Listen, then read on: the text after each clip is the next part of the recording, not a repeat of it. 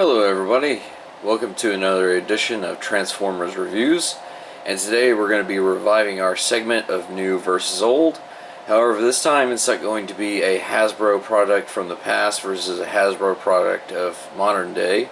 It's actually going to be Hasbro Takara's product from '84 versus Fan Toys' most recent, one of their more recent figures. So anyway, today we're going to be taking a look at Generation 1 Shockwave and the FT03T Quakewave, which is the Fan Toys version, obviously.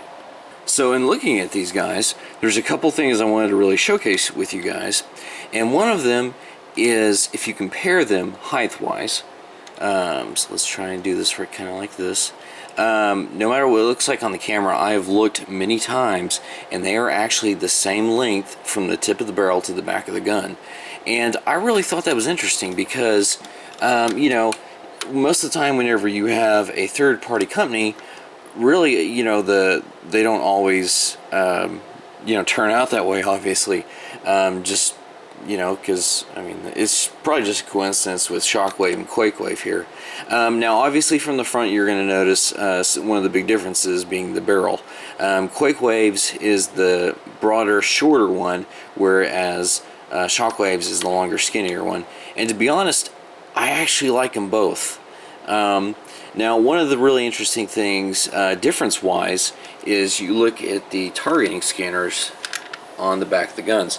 Now, Shockwave's is just, you know, that clear plastic, whereas this is a little bit more frosted on Quakewave.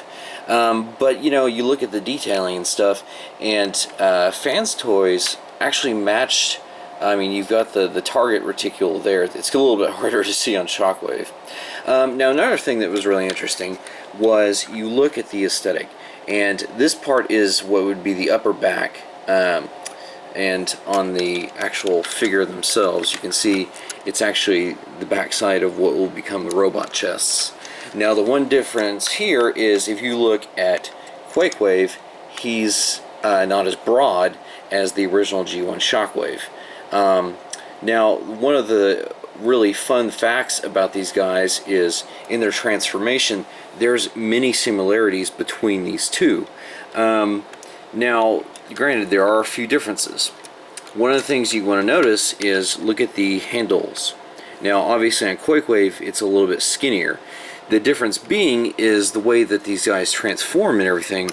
On Shockwave, his entire leg and his, I mean, included, you know, this will be what is his lower leg. His upper leg collapses into it. And really, that's all. There's nothing else that forms to become the legs on this Generation 1 Shockwave. And so anyway, that's why the handle is a little bit thicker on this one. Now, as opposed to the thickness for the handle on Quakewave here, this back part actually combines with the handle to become his robot legs, as we'll see later on. Now, you know, and this is the little bit of differences, is like I said, there's a lot of similarities between the way that these guys transform. The one thing is in robot mode, the tip of the barrel actually becomes the backpack for the robot mode, whereas the backpack on the original Generation 1 Shockwave is what is the back of the gun. So anyway, overall though, design aesthetics and everything, you know, if you just look at them hard and long, you're going to notice many details. But if you're just looking at the basic touchstone key points of what makes Shockwave, you know, I mean, they both hit it pretty good. And anyway, just kind of taking a look at it and everything. Now, the one thing about Shockwave is due to age, his barrel does like to sag. You know, there's nothing you can do about that. Plus, he has an actual real trigger that initiates lights and sounds, and believe me, they are ear-piercing and annoying. And he has like 2 or 3 different ones, so I'm not going to demonstrate that just because that's, like I said, it's really annoying. Now, as on Quakewave here, he has no trigger. This is actually just a deal to secure the handle to the bottom part of the gun right here. So, and he does not have lights and sounds. Anyway, let's go ahead and take a look at these guys in robot mode. Now, if I was to ask you which one was the real Shockwave, which would you choose? more than likely, if you didn't know and you'd only seen the cartoon, you'd probably go with the one on the left, which is what is really impressive. Now, granted, here we have Hasbro Takara 84 design versus Fan Toys 2015, so it's kind of an unfair advantage. Not to mention, back in the day, Shockwave was far ahead and was kind of actually a precursor to a lot of, how should I put it, posability that would come in later toys, or action figures, whatever you want to call them. Now, the one cool thing about Shockwave is, if you remember when we were looking at them in the Space Gun mode, I mentioned the legs. Here's what I was talking about. Here is his legs, and you can see they're rather skinny because, as we saw, the upper legs collapse into him, and that's, like I said, that's all that forms his legs. So really, he's really bulky up here, but he's really skinny down here, as opposed to Quakewave. Now, honestly, in my own opinion, I believe Quakewave's legs are a little bit too thick. Really, it's ironically, this right here, if you take away the side panels, which if you go from here in, these are what was the back of the gun. Here are the side panels that formed the handle. It's the handle that makes the legs look too thick. If you just had this part right here without it, they'd actually look a little bit less bulky and a little bit closer to his cartoon appearance, which I'm going to now have to rewatch to make sure that I'm not lying to you all. Now, I was wrong before because Quakewave does have lights and sounds, but I was halfway right in the fact that they only operate in robot mode. And the reason being is on the back of Quakewave's head, you can't really see it. You basically unscrew and take off half of Quakewave's head and plug in a battery, and it will light up his Cyclops eye. We'll get to why Shockwave is falling over here. And it's sort of the same deal. You have to disassemble his cannon arm and put in a battery for this to light up. Now, one of the things that, as you just saw, Shockwave tried to fall over. The way that Shockwave's legs are put together, it's over time, the catching mechanism that enables him to stand can actually wear out. And on mine, they actually are wore out. Now, there's a fix that's rather low tech. You can actually disassemble his legs and basically thicken up the shaft that the legs collapse into. You can actually thicken that up with Scotch tape. And that's what I've done, is I've made that slight modification, but it doesn't really help a lot of the times. Just, I mean, Shockwave he's suffering from old age, like a lot of figures that I have.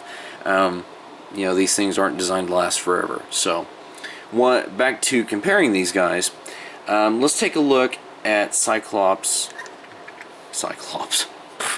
He is a Cyclops.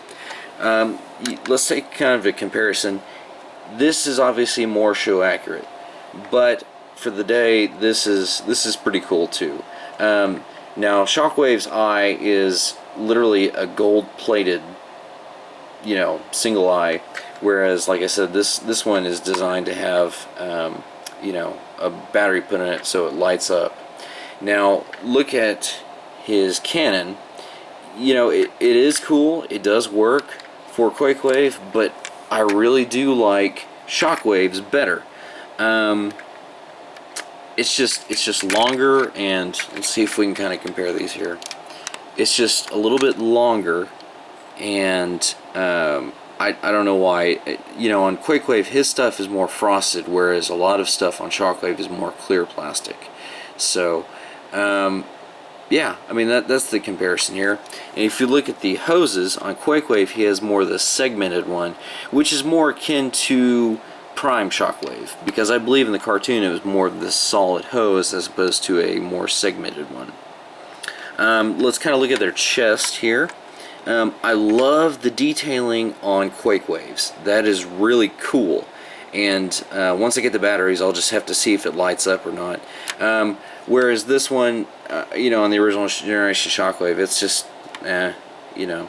So, really, overall, I mean, they both have their strong points. Oh, and before I forget, let's take a look at their hands.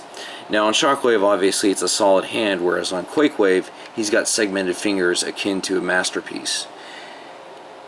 Honestly, I love the detailed hand, but it's more of a hassle making sure that the fingers don't pop off or break, as opposed to a solid hand over here, which is not a hassle at all. So, anyway, and if we take a look at their backpacks, here's what I was talking about. This was the back of the gun. This is actually the barrel. The barrel from Quakewave completely inverts and turns purple. If you were to look on the inside of it, you could kind of see the silver. You can't really see that well, but anyway, just some of the fun things. Like I said, there are plenty of differences between these two guys and their transformation, but there are some very fun and interesting similarities as well.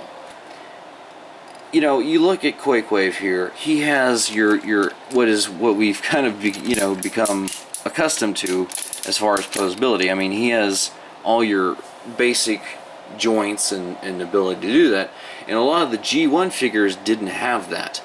And like I said, Shockwave was kind of interesting because his arms did provide a lot of interesting motion, you know, whatever they had.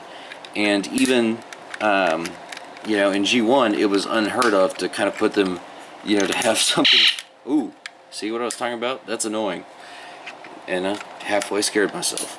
Now, but like I was saying, the posability for for the Generation 1 Shockwave, you really can't knock it, because for its time it was pretty far ahead. I just wanted to throw a third one in there for comparison, and this is the Hearts of Steel Shockwave. So you just kind of get an idea of how these three stack up to each other. You know, all three of these guys fall somewhere in between a Voyager and a Leader class, if that helps you guys figure this out. This one back here, Hearts of Steel, he actually is more akin to a Leader class than Quakewave or Shockwave. Final thoughts: Quakewave will obviously blow Shockwave out of the water. We can't really deny that. But, you know, I like them both. I originally got Quakewave to replace my Generation 1 Shockwave, although I don't know if I will do that now. Just because it's kind of cool to see the differences and the similarities between these two. So anyway, this has been another episode of Transformers Reviews, old versus new, and we hope to see you guys for another review somewhere down the line. Thanks. Bye.